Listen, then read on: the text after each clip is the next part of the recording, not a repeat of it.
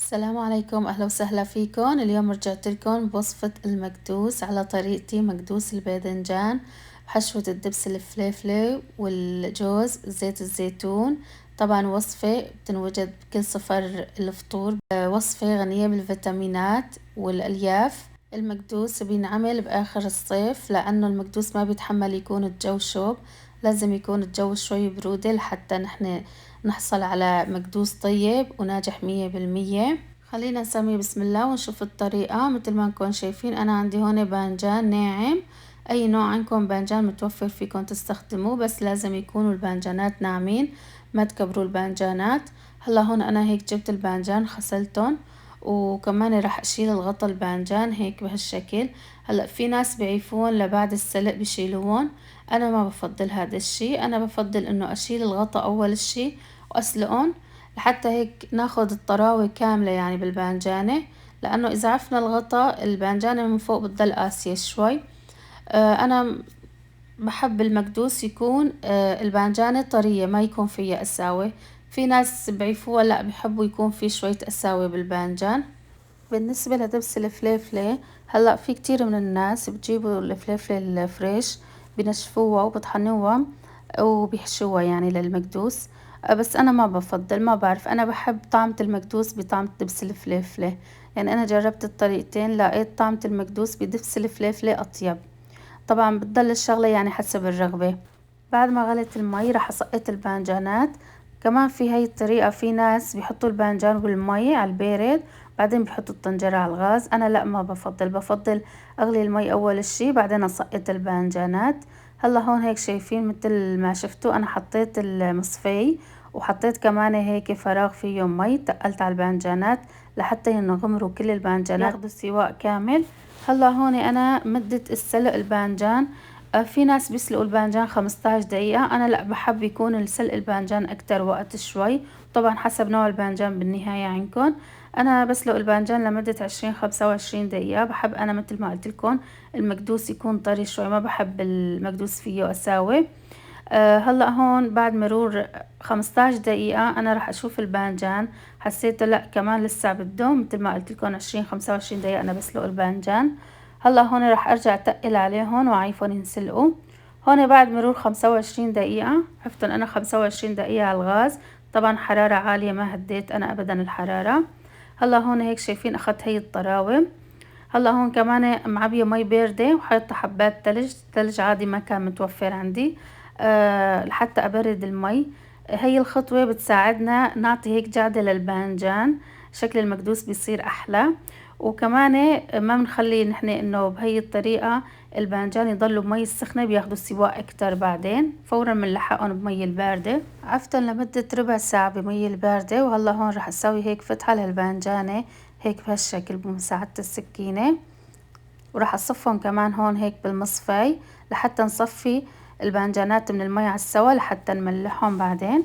كمان راح أحكي لكم على شغلة، أنا لما رحت أنقي الباذنجانات أنا دائما بحاول أنقي الباذنجانات حبات الباذنجان قشر الباذنجان يكون على سواد وفي شوية جعدة، بينما لما باخد الباذنجانة هيك على لون موف ما يكون في سواد وكمان في لمعة، تحسي الباذنجانة إلها لمعة، هي أبدا ما كويسة للمكدوس. هلأ شوفي هي النوعية، أنا هي النوعية اللي عم بقلك عليها. لما تنقي الباذنجانة نقيها شوي على سواد القشر وفي شوي جعدة، بينما اللي فيه إلها لمعة وعلى لون موف شوي، شايفين شلون كأنه طبقة من يعني طبقة كيس على الباذنجانة، يعني هيك بتقشر الباذنجانة وأبدا طعمتها ما بتصير طيبة. هلا هون بعد ما صفيت أنا الباذنجان من المي على السوا لمدة نص ساعة، هون شايفين هلا راح أحط الملح. قدر معلقة صغيرة، ربع معلقة صغيرة يعني من الملح بنحط بقلب الباذنجان، وندهن هيك الباذنجانة بشوية ملح وبنصفهم جنب بعضهم. شايفين أنا هي الفتحة اللي سويتها للباذنجان بنحاول نحطها هيك على طرف، ما نحطها هيك لفوق ولا تحت، بعدين بنخرب شكل الباذنجانة. هيك بكمل كل الباذنجانات بملحهم بهالشكل شايفين. بعد ما ملحت كل كمية الباذنجان وصفيتهم هيك بهالشكل، كمان عطيت هيك رشة ملح على وش الباذنجان. ما تخافوا هون من الملوحة، لأن الملوحة هي بتساعد تنزيل المي من الباذنجان، وكمان هيك بنحافظ على الباذنجانات إذا كان أخص الجو شوب إنه ما يعفنوا الباذنجانات معنا.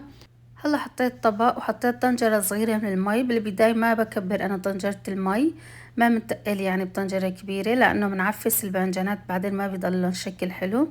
هلا هون انا لما ملحت الباذنجانات كان عندي الصبح، هون صار المساء. راح اشيك على الباذنجانات وارجع احط طبق واتقل بطنجرة اكبر. شايفين هلا هون راح احط طنجرة اكبر من المي، راح اعيفهم ليلة كاملة. تاني يوم راح افيق الصبح راح احط تقل اكتر من هذا التقل لسه. مثل ما قلت ببداية الفيديو 3 ايام بتقل الباذنجان. هلا هون هيك شايفين انا بشيل التقل عن الباذنجان وبشيك على الباذنجان. شايفين شكل الباذنجان شلون بنحافظ عليه لما بنحط التقل على مراحل. اول شي طنجرة صغيرة، بعدين طنجرة اكبر، بعدين اذا عندكم اكبر. هلا انا هون لانه عندي اثقال راح احط اثقال. هلا هون بخلال 3 ايام مثل ما قلت لكم اذا الجو بارد عندكم بكفي مرة واحدة تقلبوا الباذنجان، او لا اذا كان الجو شوب عندكم فيكم مرتين تقلبوا الباذنجان، يعني كل يوم هيك فيكم تقلبوا الباذنجانات. هلا انا راح احط الباذنجان اللي تحت من فوق واللي من فوق تحت، وراح ارجع احط هيك الطبق واتقل عليهم بالاثقال مثل ما قلنا، واتركهم كمان ليلة كاملة. يوم الثالث انا خلصت تنشيف الباذنجان على السوا. هون هيك شايفين اول يوم وتاني يوم وثالث يوم عندي الظهر هون. مثل ما نكون شايفين نشفوا الباذنجانات على السوا لدرجة انه ملزقين بالصحن اذا انتبهتوا. هلا هون هيك راح افرجيكم الباذنجانة شايفين شلون نشفانة على السوا وحافظنا على شكلها، وكمان من جوا ما في ولا نقطة مي. هلا هون كمان انا راح احشي الباذنجان. هون عندي جوز، كاستين من الجوز، راح اضيف عليهم 4 معالق من دبس الفليفلة. بعدين كمان رجعت ضفت معلقة، يعني شي 5 معالق دبس فليفلة وكاستين جوز. راح اضيف كمان شوية زيت الزيتون مثل ما نكون شايفين، يعني قدر هيك نص كاسة. كمان راح اضيف رشة حبة بركة قدر معلقة صغيرة، كمان نص معلقة صغيرة من الفلفل الحمراء الحادة. طبعا اذا الدبس عندكم حد ما فيكم تضيفوا، لانه نحن بنحب المكدوس حد. انا بضيف نص معلقة صغيرة من الفلفل الحادة. كمان هون انا دقيت 3 حبات توم من الكبار، 3 حبات كبار دقيتهم وحطيتهم. وكمان هلا هيك راح احرك المكونات مع بعضهم على السوا. صدقوني إذا جربتوا حبة البركة بقلب المكدوس، حبة البركة بتعطي كتير طعمة طيبة للمكدوس وفيها فوائد مثل ما قلنا. حتى مقادير الجوز والدبس الفليفلة لا تتقيدوا مقاديري، قد ما فيكن تحطوا على راحتكن. هلا هون هيك شايفين حشيت الباذنجانة ما شاء الله. راح احشي كل الباذنجانات وارجع لكم. بعد ما عبيت المطربانات هلا راح اضيف عليهم زيت الزيتون. كمان ملاحظة هلا هون نحن لما بنصفي الباذنجانات بقلب المطربان ما بنكبسهم تكبيس، هيك بنصفهم بكل رياحة، بنحطهم بس هيك فوق بعضهم وبنعيف شوية مجال بالمطربان. شايفين ما بنعبي هيك المطربان لملاته لحتى ما يكب زيت لبرا.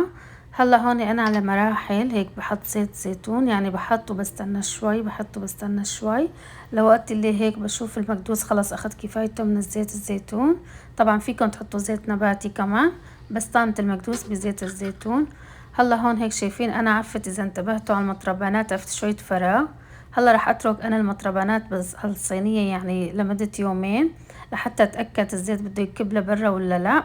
هلا هون هيك شايفين بعد اسبوع شلون هيك المكدوس ارتفع لفوق، المطربانات تعبوا للتم. مشان هيك نحن عفنا شوية مجال بالمطربان، يعني ما عبيناهم كتير من المكدوس والزيت الزيتون لحتى ما يكبوا معنا لبرا. حتى اذا كبوا ما في مشكلة، المكدوس بياخد كفايته من الزيت والباقي بيكب لبرا. بنمسح المطربانات وبنحطهم على طرف. هلا هون هيك شايفين بعد اسبوع كامل، ما لازم نفتح المطربانات قبل اسبوع، اسبوع 10 ايام لازم المكدوس يضل بالزيت الزيتون. هلا هون هيك شكل النهائي شايفين بسم الله ما شاء الله. صدقوني الطعم ولا اروع من هيك، كتير طلع طيب. وبتمنى منكم تجربوا طريقتي ما راح تندموا بإذن الله. أنا بعتذر منكم كتير طولت عليكم الفيديو هالمرة. دائما قدر الإمكان بحاول إنه أقصر الفيديوهات، بس هالمرة صار طويل لأنه أعطيتكم الخطوات بكل تفاصيلها الصغيرة قبل الكبيرة. إن شاء الله تكونوا هيك كمان انبسطتوا واستمتعتوا واستفدتوا من هالفيديو.